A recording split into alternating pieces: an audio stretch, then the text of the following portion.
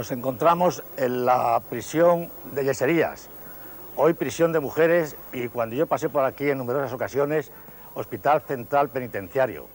Me llamo Gregorio Gallego, soy periodista y escritor, y salí de esta prisión el 28 de octubre de 1963.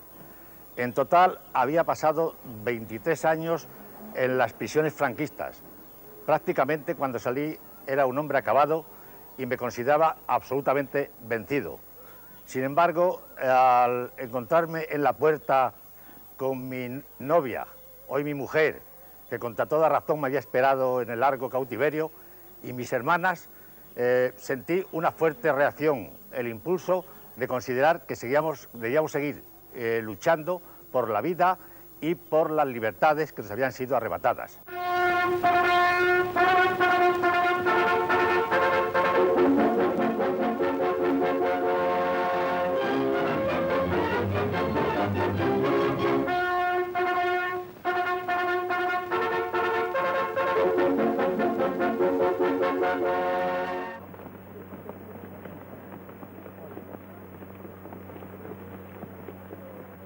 Y un día fueron ellos, como antes fueron otros, y otros serán aún, quienes quedaron dentro del avance genial de nuestras tropas, prisioneros de Franco, con el fusil caliente todavía del último disparo. Les habían dicho que nuestra infantería no respetaba prisioneros, que una muerte terrible les aguardaba en este campo nacional. Les cultivaron con el engaño y el error. Y he aquí que la España de Franco abre sus granjas y cuarteles y habilita sus monasterios y castillos para alojar a estos hombres que fueron enemigos nuestros. España ofrece más aún. España les ofrece a estos hombres la revalidación, la dignidad que tenían perdida, mientras de las masas proletarias, de las multitudes internacionales, hicimos orden y concierto. Desvanecemos el rencor y como un tullido que desentumece su mano cerrada, estos hombres abrieron el puño.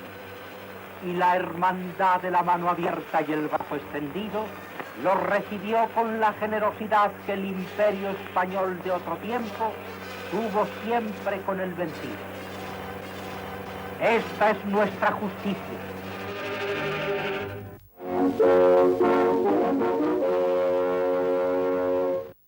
El día 28 de marzo de 1939 me hallaba por estos vericuetos de la provincia de Guadalajara. Era oficial ayudante del jefe de la 50 Brigada y estaba en un observatorio cercano al Pico Cejón para comprobar que aquella noche había habido un gran movimiento de tropas en la retaguardia enemiga. Estábamos pendientes de que en cualquier momento pudiera producirse la gran ofensiva con que nos amenazaba Franco. Pero ocurrió que a las 12 de la mañana en aquel observatorio me llegó una llamada telefónica del jefe del Estado Mayor de la Brigada en la que me comunicaba que nos ordenaban rendir las fuerzas y entregar los planos al enemigo y facilitarle la entrada en nuestro sector. El efecto para mí fue catastrófico. No tenía la menor idea de que podía ocurrir una cosa semejante. Conocía las ideas del jefe del Cuarto Cuerpo de Ejército, Cipriano Mera, anarcosindicalista, y Livinero González, socialista, y estábamos en un proyecto de retirarnos ordenadamente hasta llegar a Cartagena, donde facilitaríamos la salida de España de los 500.000 republicanos, más o menos, que estábamos comprometidos en la última fase de defensa de la democracia. Pero fue todo lo contrario. Teníamos que salir huyendo inmediatamente si no queríamos caer en poder del enemigo.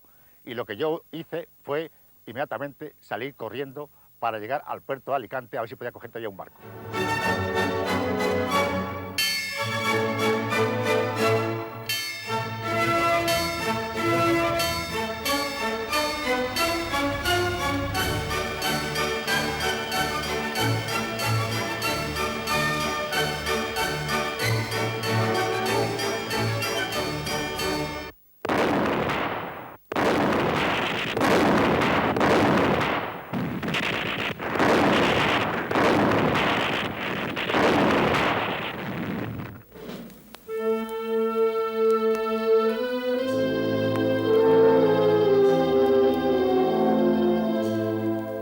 Rotos los frentes, los vencidos intentan escapar.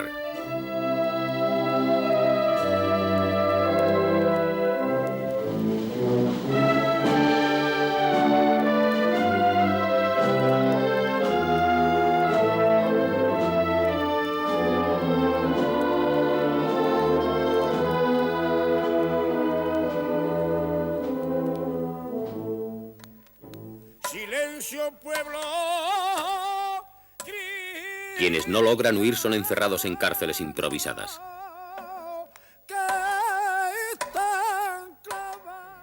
Yo terminé la guerra en Valencia y pasé a la Plaza de Toros, donde nos concentraban prácticamente a todo el ejército de Levante.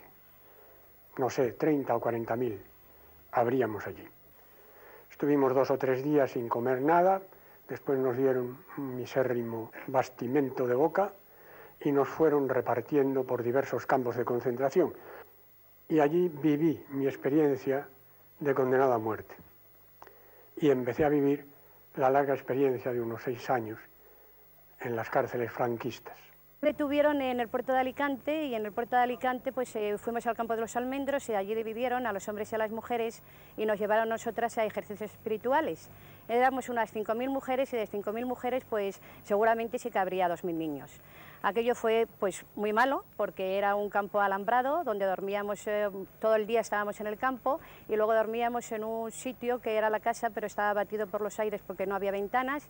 Nos daban cada 24 horas a toque de pito, nos daban una sardina de masarenque y nos daban un bote de los de leche condensada como medida de agua.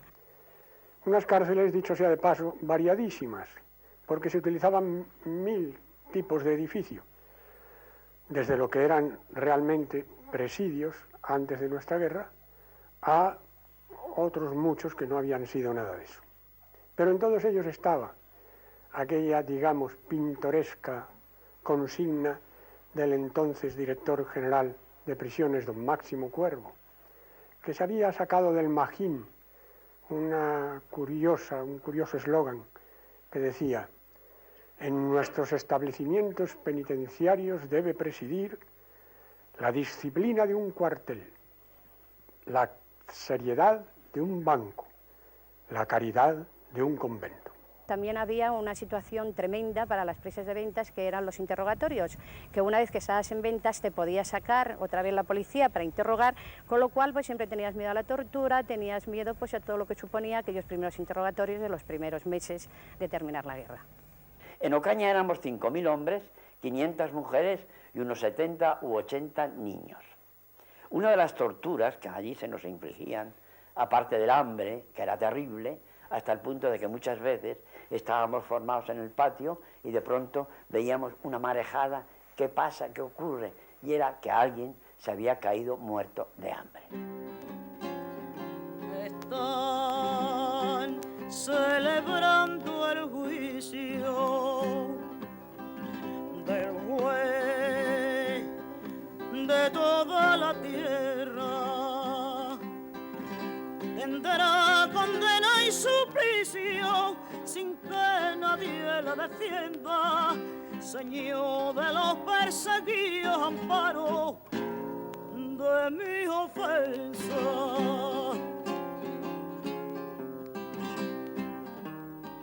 Un amigo mío, el director, el sindicalista, decía: no nos pueden juzgar si no hemos hablado con ningún defensor, si no han venido a preguntarnos nada. Yo, que era más pesimista que él, o más realista, dije, pues nos van a juzgar. Y efectivamente nos metieron en aquella sala, éramos 40, de pronto aparecieron unos señores con uniforme en estrados, se levantó el que decía que era el fiscal, nos metió a todos en el mismo discurso, con los mismos argumentos, de que éramos marxistas, de que éramos asesinos, de que la sangre nos colgaba, que nos caía por los labios, todos metidos en el mismo discurso.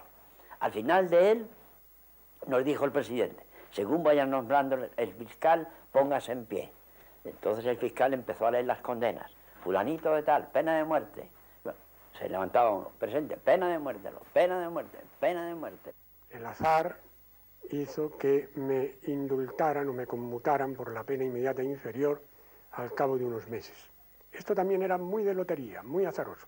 Unos iban por delante a lo mejor con menos causa que uno y otros, en cambio, pues salvaban el pellejo. Todos los miembros de mi familia recorrimos prisiones y fuimos sometidos en distintas plazas y sobre distintas acusaciones a consejos de guerra que dictaron sentencia contra nosotros. Concretamente contra mi padre, la sentencia de muerte el día 22 de enero de 1940, que fue ejecutada el día 24 de febrero del mismo año, bajo las acusaciones de haber sido gobernador civil de Madrid, diputado a Cortes y haber sido figura preeminente en las filas del Partido Socialista Obrero Español y de la Unión General de Trabajadores. Usted canta el Cara al Sol con el brazo en alto y teníamos que cantarlo. Claro que a veces decíamos disparates mientras lo cantábamos. En cuanto a la ejecución de la pena capital, aunque también es difícil llegar a unas consecuencias, a unas deducciones más o menos exactas, parece ser que en el periodo 1939-1945 fueron superiores a las 100.000, alrededor de las 100.000, 105.000, cifra que se llega mediante análisis, ya digo, de datos estadísticos. Naturalmente no estuvieron repartidas este tipo de ejecuciones a lo largo de este quinquenio, sino que se acumularon sobre todo en los años 40, 41. Mi proporción de los casi 40 lugares donde he sacado, anotado las bajas de un lado y otro, mi proporción es que por cada franquista que fue muerto, asesinado o que desapareció, hubo 22 republicanos que fueron asesinados, desaparecieron, o que la familia todavía a estas horas no sabe dónde se encuentran.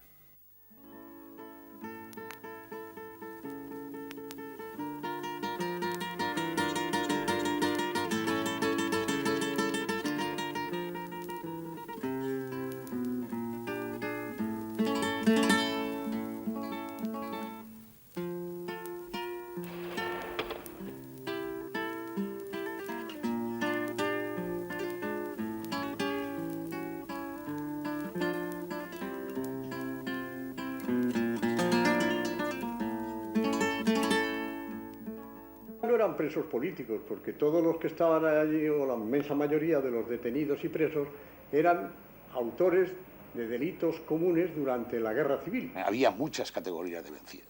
Los vencidos calificados, en el sentido de que habían cometido delitos de sangre o que se habían, desde luego, caracterizado por una actuación en la zona roja que correspondía a una responsabilidad, pues esos indudablemente que desde luego estarían en condiciones para ellos tristes, porque realmente desde luego había llegado un momento en que se les iba a inculpar de determinados hechos y las condiciones generales que había en la zona ya española, en España, pues no eran buenas. Yo venía proponiendo ya al final de la guerra, con la victoria encima, que nosotros debíamos formar un nuevo ejército después de la victoria, pero laboral, uniendo a los vencidos y los vencedores en una sola fuerza común de reconstruir juntos la España que juntos habíamos deshecho.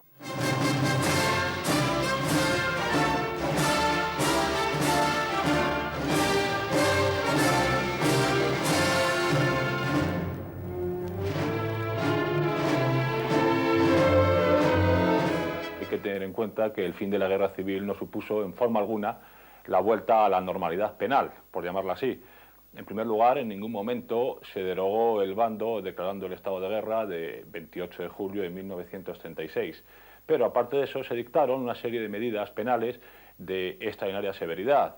La Ley de Responsabilidades Políticas de 1939, la Ley de Represión de la Masonería y el Comunismo, la Ley de Seguridad del Estado de 1941, incluso el Código Penal de 1944 y en fechas más tardías el Decreto Ley de Represión de Bandidaje y Terrorismo de 1947. Disposiciones, todas estas, que no solamente imponían penas muy severas y extendían en muchos casos la aplicación de la pena capital, sino que incluso también ampliaban sobremanera delitos como el de rebelión militar.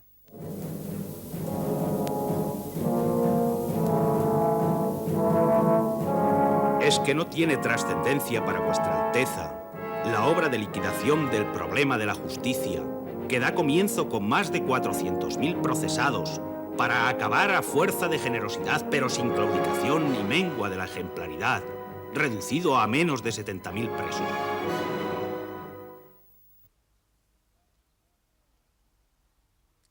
Mi primera vivencia de la derrota se produjo en este lugar.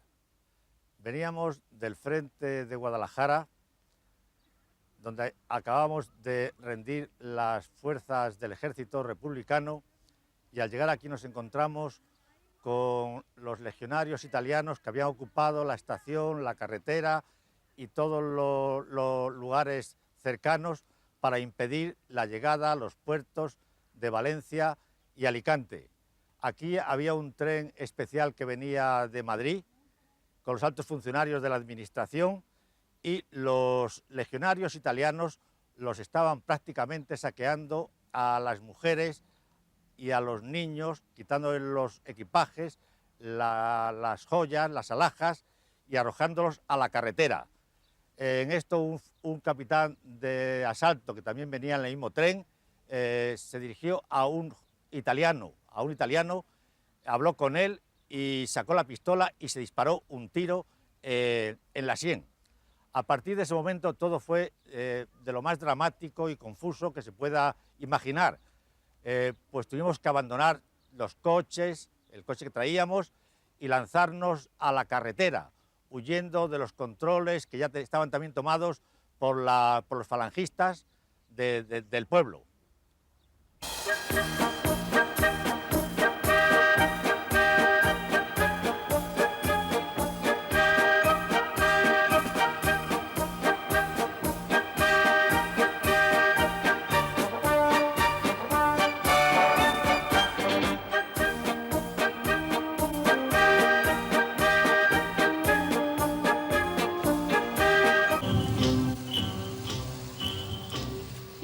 Una fiebre depuradora sacude a España.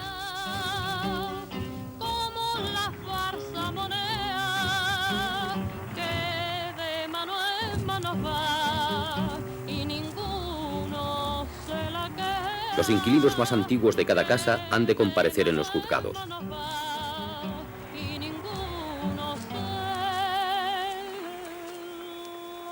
Todos los serenos de Madrid se presentarán en los juzgados militares.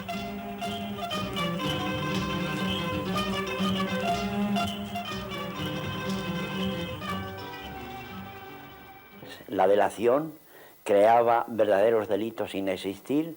Bastaba que uno cualquiera le dijese, le acusase de una manera anónima e irresponsable que un señor cualquiera había estado en el asalto al cuartel de la Montaña, que había asistido, por ejemplo, a la llegada del tren de Jaén célebre, o que había pisoteado el pan que arrojaron los aviones nacionalistas sobre Madrid. Bastaba esto, sin más pruebas, para que cualquier ciudadano fuera encerrado, golpeado, interrogado, juzgado y condenado. Las comisiones depuradoras actuaron, y yo iba a decir, casi inquisitorialmente. Muchas veces el individuo no sabía que le estaban depurando, y le estaban depurando a base de recoger una serie de informes de todo el entorno suyo, familiares, amigos y sobre todo enemigos, para almacenar toda la cantidad posible de cargos contra él. Todos los jefes y oficiales del ejército se personarán en el juzgado especial. Las causas para mi depuración pues fueron el haber servido al gobierno legalmente constituido. Los rebeldes, al vencer en la guerra, pues se erigen en un gobierno de facto, de hecho, y entonces nos empiezan a aplicar las mismas disposiciones que tenía el Código de Justicia Militar durante el periodo de la República. A mí concretamente se me condenó a la pena de 20 años y un día, y estuve hasta 1944 en distintas cárceles españolas. Se suspende de empleo y sueldo al personal docente hasta que sea depurado.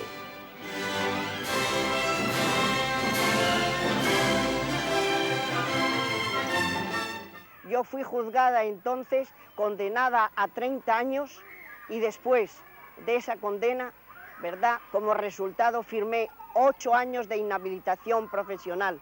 Me inutilizaron naturalmente para que después, en el año 45, cuando salí primeramente de la cárcel, no pudiera ejercer mi trabajo profesional.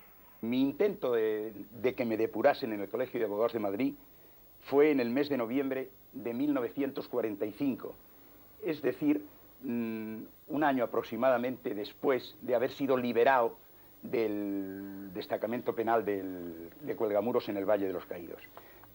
En vista de que no me incorporaron en Madrid, tuve que ir al Colegio de Abogados de Barcelona, que, al contrario del de Madrid, en aproximadamente 6 horas hicieron mi depuración. Y el día 19 de diciembre de 1945 me entregaron este carné que para mí fue un talismán, porque era un salvoconducto para circular por todo el territorio nacional.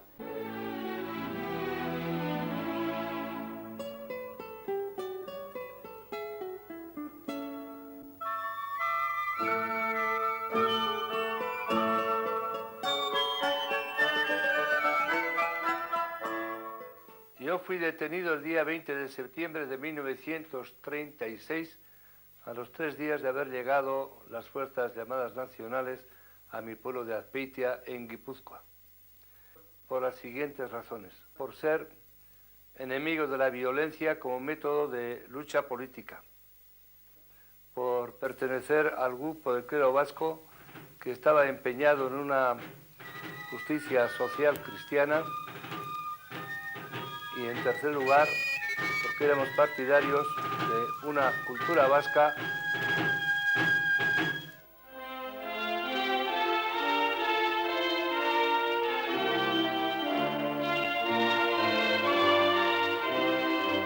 Algunos afortunados consiguen redimir penas por el trabajo.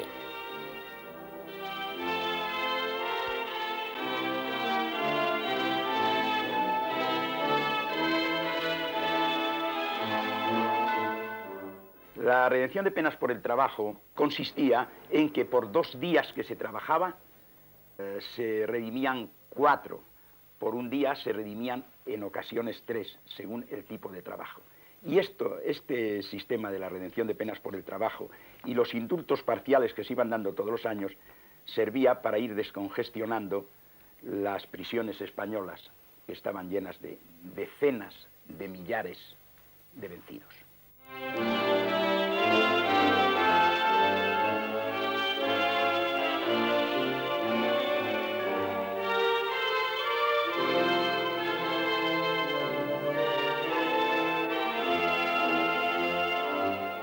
Cuando se disolvió una de las muchas prisiones habilitadas que había en Madrid, Barco, Comendadoras, Yeserías, Torrijos, yo estaba en la de Torrijos, me destinaron al destacamento penal de Cuelgamuros en el Valle de los Caídos. Fuimos internados en unos barracones de madera. Los colchones eran de esparto y de malas condiciones. Cuando llovía, pues casi era mejor salir a la calle que quedarnos en los barracones. Luego ya al otro día de llegar nos destinaron al trabajo. El trabajo era pues a base de martillo, de picos y palas y cosas de esas, y vagonetas. El trabajo muy duro y por ciertos capataces no nos daba ni tiempo después de explosionar los barrenos a que salieran los gases, ni a sanear las piedras que caían. Y de eso venían los accidentes que había, muerte y accidentes. Una guerra civil son igualmente culpables los 2 bandos. Y por consiguiente España está deshecha, y si nos hubiéramos hermanado con un ejército laboral a reconstruir España, hubiéramos hecho lo que hizo Franco. ¿Con qué terminó Franco la victoria? Con 1 millón de hombres. ¿Y de dónde lo sacó? Precisamente del bando opuesto, de los pueblos que iba ocupando, y los antiguos rojos se hacían nacionales. A pesar de las condiciones que estábamos viviendo, que eran inhumanas, era preferible porque las condiciones de la prisión eran peores, y por eso aguantábamos allí todo el tiempo más posible. Hasta enfermos pues no querían darse de baja, porque al marchar para la prisión ya era muy difícil regresar otra vez a los destacamentos.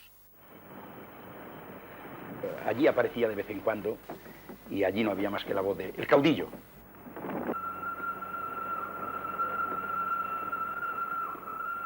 Hay una versión en la cual dice que Franco, cuando iba a hacer las visitas y los colaboradores de su séquito, pues que hablaba con los trabajadores. Yo en los 4 años que permanecí dentro del trabajo ese, en ninguna ocasión le vi hablar con ninguno de los reclusos. Y aparecía lo mismo de noche que de día, en cualquier momento.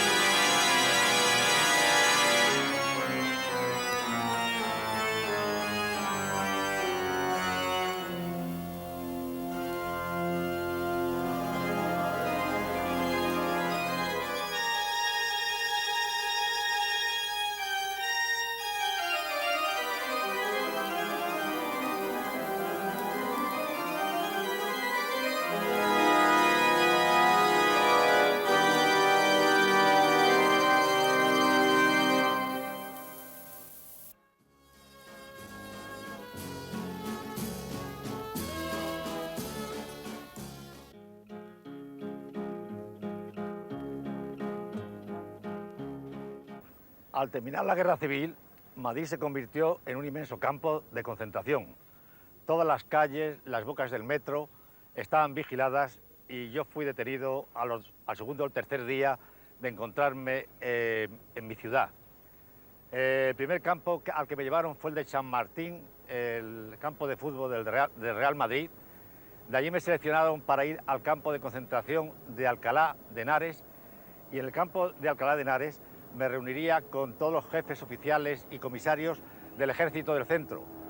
Fue una etapa que, a pesar de las inmensas necesidades, el hambre, la miseria, la carencia de agua, la carencia de servicios que ahí se vivía, fue una etapa fraternal.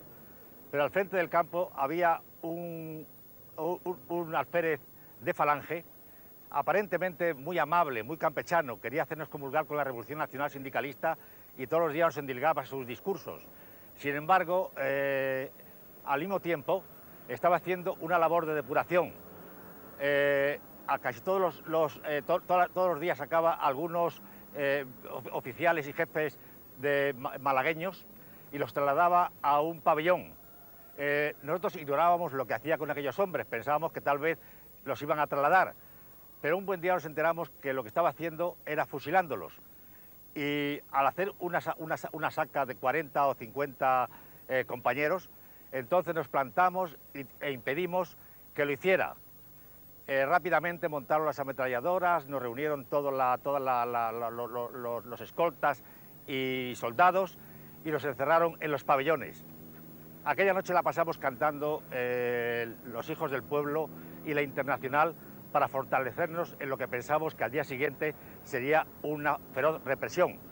Sin embargo, no ocurrió así. El escándalo trascendió, las mujeres fueron a ver al embajador de Inglaterra y a algunos otros embajadores. Creo que el embajador de Inglaterra se presentó en el Pardo y la consecuencia fue que 2 o 3 días después el alférez era destituido y nos enviaban a un teniente coronel de caballería para que se hiciese cargo del campo.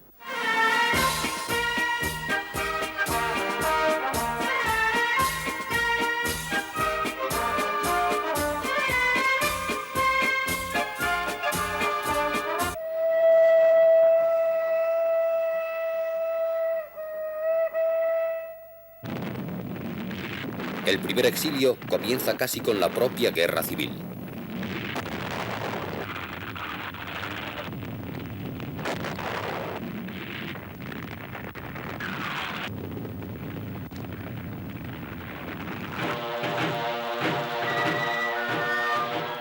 Los niños tampoco se librarán del exilio.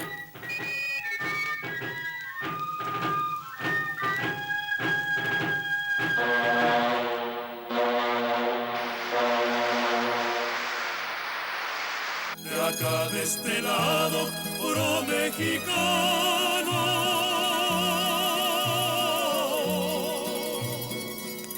Por más que la gente me juzgue tejano, yo les aseguro que soy mexicano, de acá, de este lado.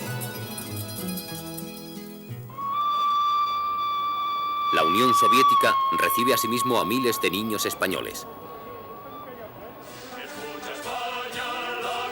El fin de la campaña del norte supone otro considerable éxodo, aunque también la mayoría se reincorporará al esfuerzo de guerra.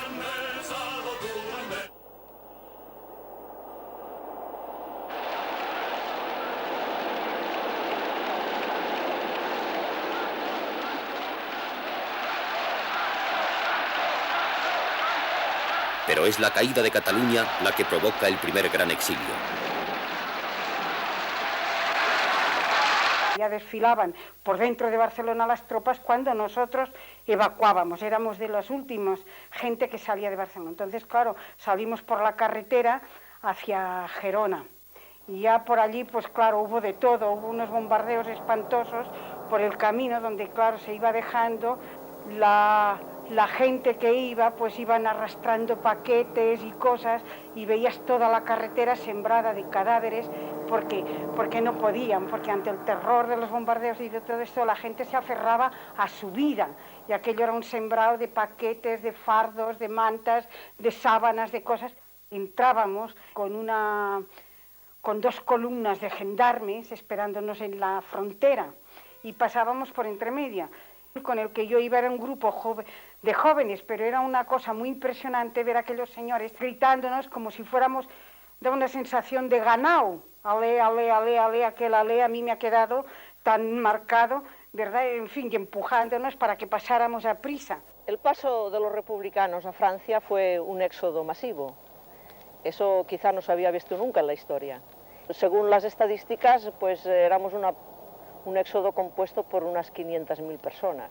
Entonces ya podéis imaginar, aquello fue dramático. Lo que pasa es que ese drama, cada uno lo vive a nivel personal. Es un drama colectivo, pero que cada uno lo vive de una manera diferente. Yo, por ejemplo, que era joven, no lo viví de la misma manera que aquellas madres que cargaban a sus niños, algunos niños de pecho, otros niños incluso mutilados de los bombardeos. Naturalmente era diferente.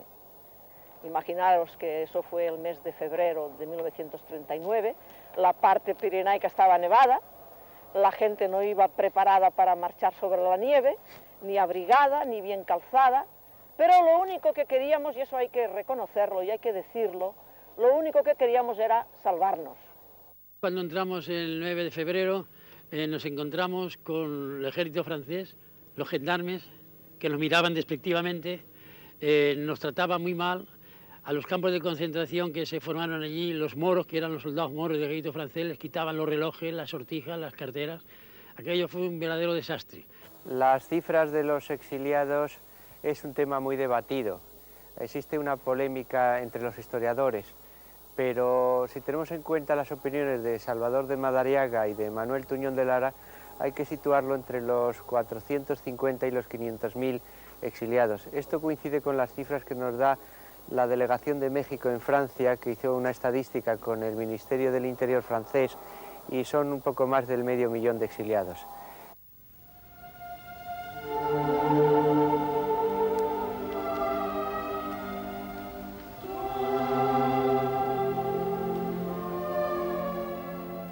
Con la derrota final de la República, se completa el mayor éxodo de la historia de España. Miles de republicanos intentan escapar por mar.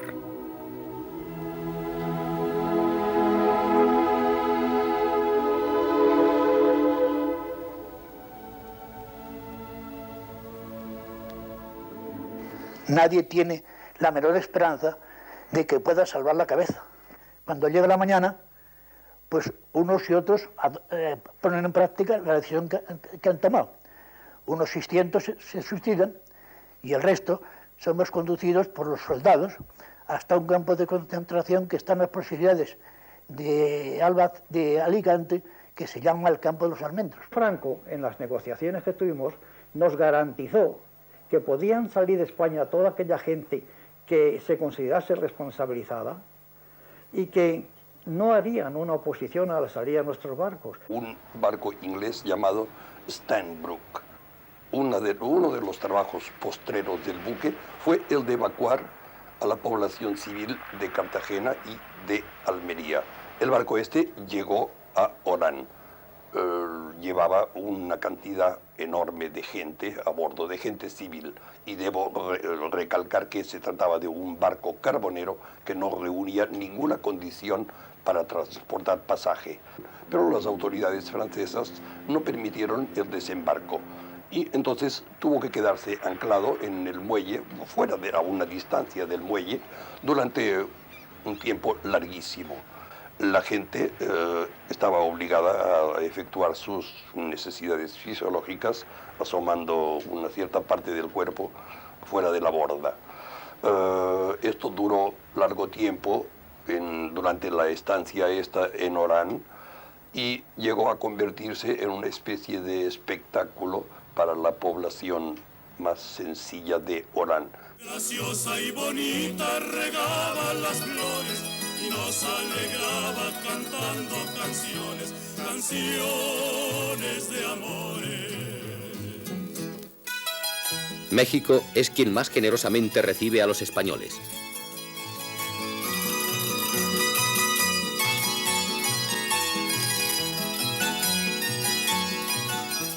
Yo embarqué en el Sinaya en virtud de una tarjeta solicitud que rellené con los datos precisos. Tengo la impresión, por lo que a mí respecta y por otras referencias, de que la selección se hizo en función de la representatividad y en función también de las significaciones particulares, personales y públicas de cada uno, incluidos naturalmente los encuadramientos político y sindical. Entonces, estas instancias, digamos, tarjeta solicitud, se dirigían a París al SERE. El SERE, Servicio de Migración para Republicanos Españoles, y el JARE, Junta de Auxilio a los Republicanos Españoles, fueron dos instituciones de apoyo a los refugiados. Sus funciones fundamentales fueron la de garantizar la migración política, la de apoyar y sustentar a los emigrantes y, fundamentalmente, a los refugiados. El gobierno republicano tuvo cuantiosos fondos para financiar el exilio, que procedían de la actuación de la denominada Caja de Reparaciones creada por Negrín en 1936, del contravalor de las ventas de oro del Banco de España y de una serie de operaciones realizadas por la Comisión Especial de Hacienda en París a partir de mayo de 1938. No se ha podido hacer ninguna estimación acerca del valor de los fondos. Estos se aplicaron básicamente a financiar las actividades del SERE y del JARE, organismos bajo la supervisión de Negrín y de Prieto respectivamente.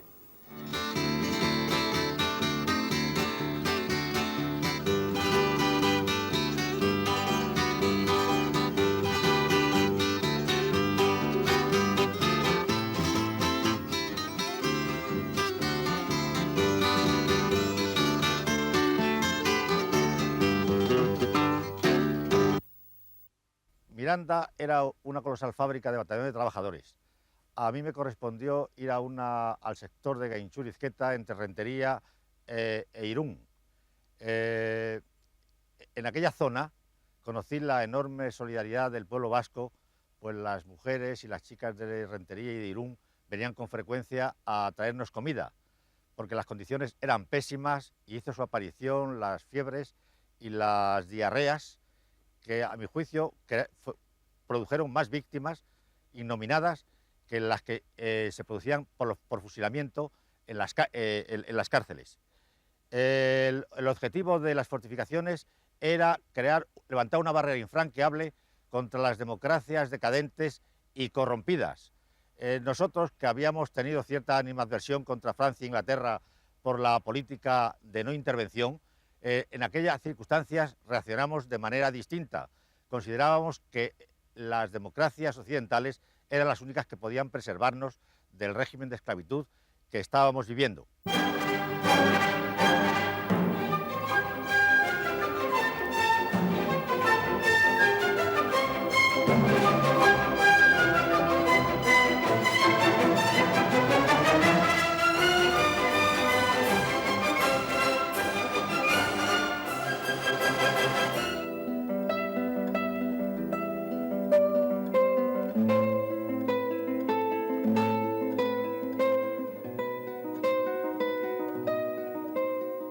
Francia no está en situación de recibir en unas semanas la riada de refugiados que llegan.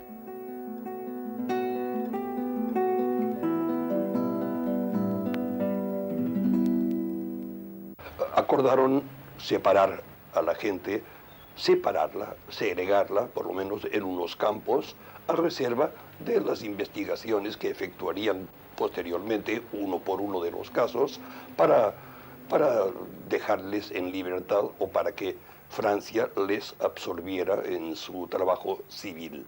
Lo primero que se nos hace es esperarnos un equipo de sanitarios y es desnudarnos a jóvenes y viejas, viejos y viejas, meternos en unas duchas a unas temperaturas fabulosas quemando y con unos cepillos, pero no suaves, no, sino cepillos de raíces, nos cepillaron el cuerpo, nos desollaron vivas. El recibimiento de los franceses fue diferente según los franceses, claro. Había quien nos recibió muy bien y había quien nos recibió mal. Había instituciones oficiales que nos recibieron de una manera hostil porque temían aquella avalancha que se les venía encima de gente con sarna, con piojos, derrotados, con problemas de hambre, porque había mucha gente con hambre. Había esos franceses y tomaban unas medidas que naturalmente eran muy desagradables para nosotros.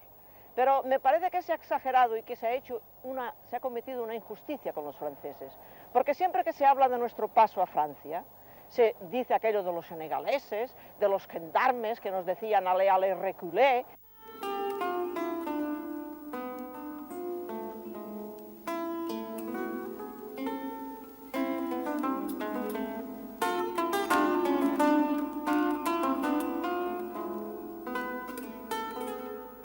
Los campos de acogida en los que son internados pronto se convertirán en verdaderas prisiones al aire libre.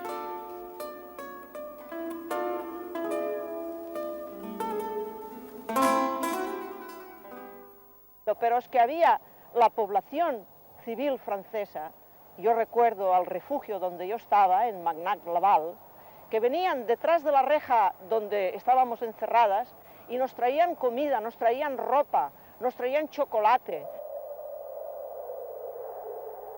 El frío, el hambre y las enfermedades causan centenares de víctimas. Y entre esos muertos, un español egregio. Murió el poeta lejos del hogar, que cubre el polvo de un país vecino. Al alejarse le vieron llorar.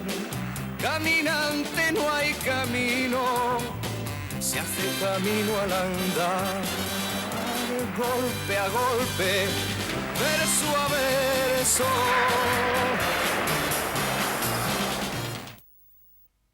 Desde la carretera de Irún pude asistir al hundimiento de Francia y al éxodo de las miles de personas que huían del rulo hitleriano.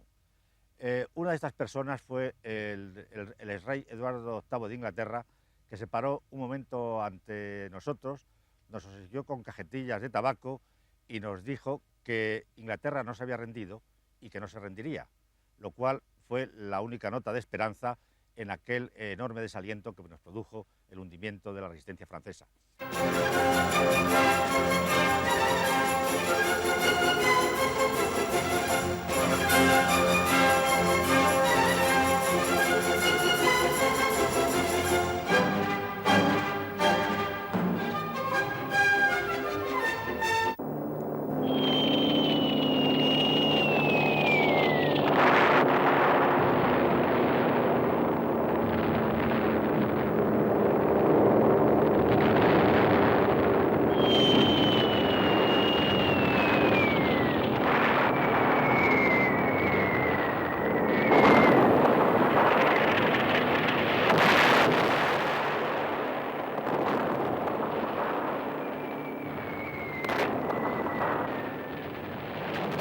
Medio millón de hombres quedan atrapados en Dunkerque.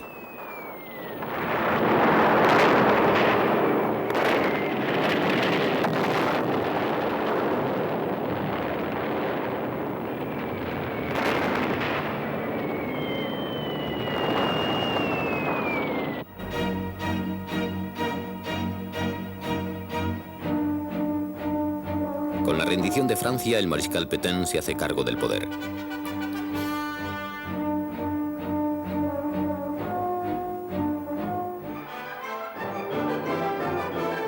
Los refugiados españoles son integrados en batallones de marcha, creados por el gobierno francés para reforzar la línea de fuego. Bueno, entonces cuando se termina la campaña de Francia, que la llamamos nosotros, se termina en julio del 40, de una manera muy curiosa, los alemanes se encuentran en posesión de una documentación que son todas las actas de alistamiento nuestras, en donde para servir mejor la causa aliada, cada cual pues había desplegado y comunicado allí todos sus resortes, todos sus recursos y potencias personales. Entonces esto, con la Francia colaboracionista del año 40, se nos vuelve contra nosotros. Y a partir de ahí, pues consideran que la gran mayoría de los republicanos españoles somos peligrosos y se crean unos grupos disciplinarios que se llaman grupos de trabajadores extranjeros. Yo estaba en el 422, pero me consta que por lo menos había 515.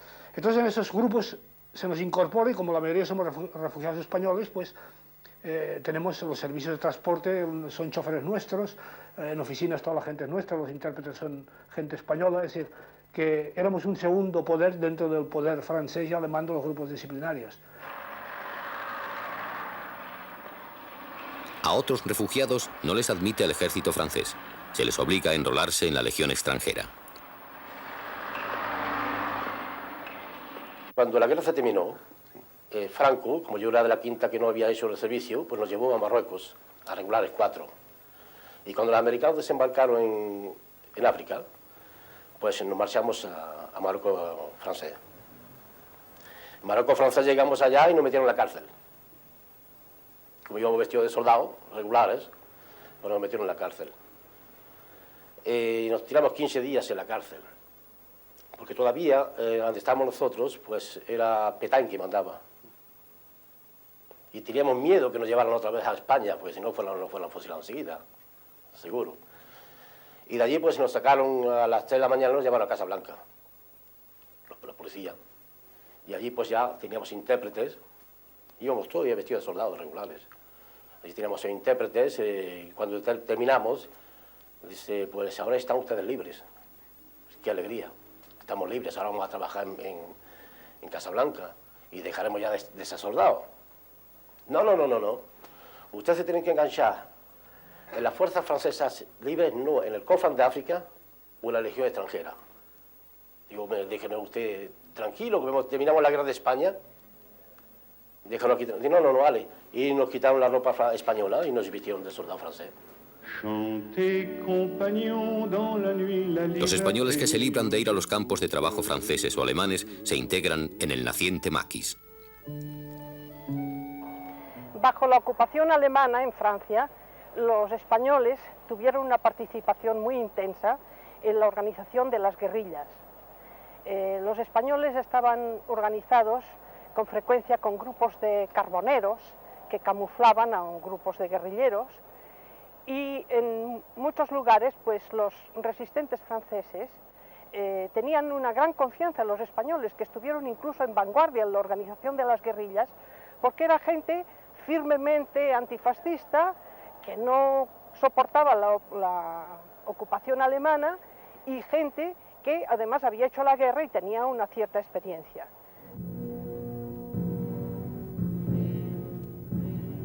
Los que caen en manos de los alemanes o se niegan a trabajar son deportados a los campos de exterminio.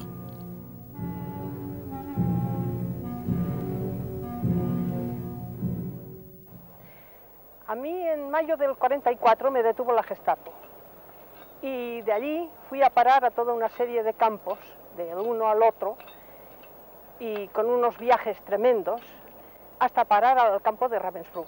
El último viaje, que fue del campo de Sarrebruck, donde durante 8 días no habíamos comido más que ortigas cocidas y nada más, nos llevaron al campo de Ravensbrück en un vagón de estos de animales, sucio, 53 mujeres en un vagón, sin darnos más que un bocadillo para los 5 días que permanecimos allí y con un gran barril para hacer nuestras necesidades que al final desbordó.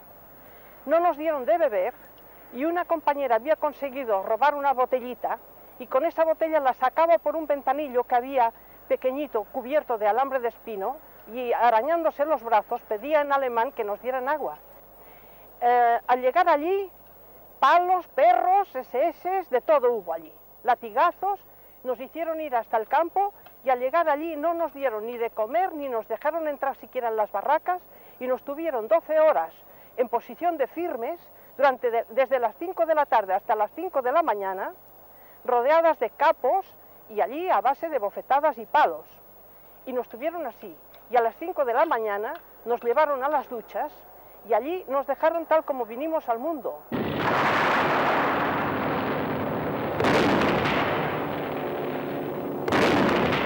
A lo largo de la Segunda Guerra Mundial, los españoles combaten en todos los frentes y en los lugares más remotos. En el intento aliado por reconquistar el puerto noruego de Narvik, luchan como legionarios varios centenares de españoles.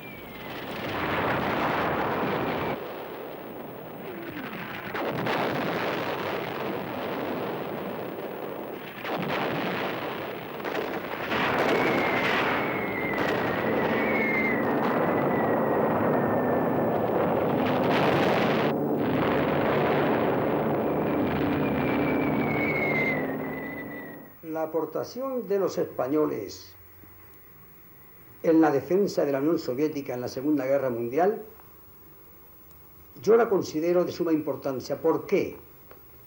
En primer lugar, aportaron sus conocimientos militares, además, aportaron sus vidas, porque más de un 35 o un 40% de los españoles que empuñaron las armas cayeron en combate. Los aviadores españoles que participaron en la Unión Soviética ya tenían la escuela de pilotaje y de combate en la Guerra de España. Y naturalmente, podemos decir que se cubrieron de gloria en la Guerra. Y en Inglaterra pues estuvimos haciendo maniobras y todo, preparándonos para el desembarcamiento en Normandía. En Normandía el desembarcamiento fue duro.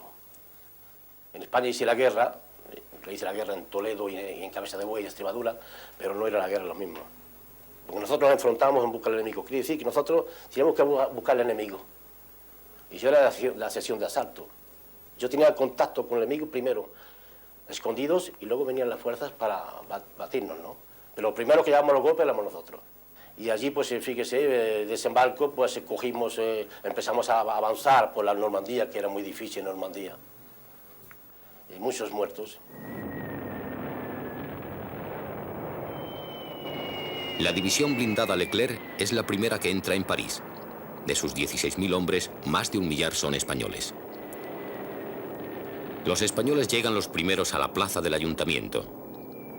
Llegamos a París, cogimos París y para nosotros, los españoles, llegar los primeros a coger lo más céntrico de París, como yo mismo, que me encontré en el Arco del Triunfo, barriendo la Champs-Élysées. Para nosotros aquello era un honor.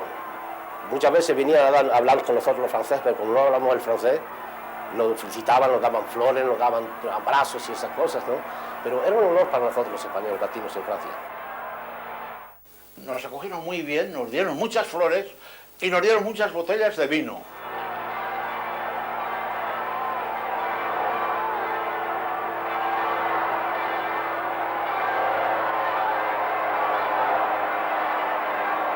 Los vencidos de la Guerra Civil Española hacen en París su desfile de la victoria contra el nazismo.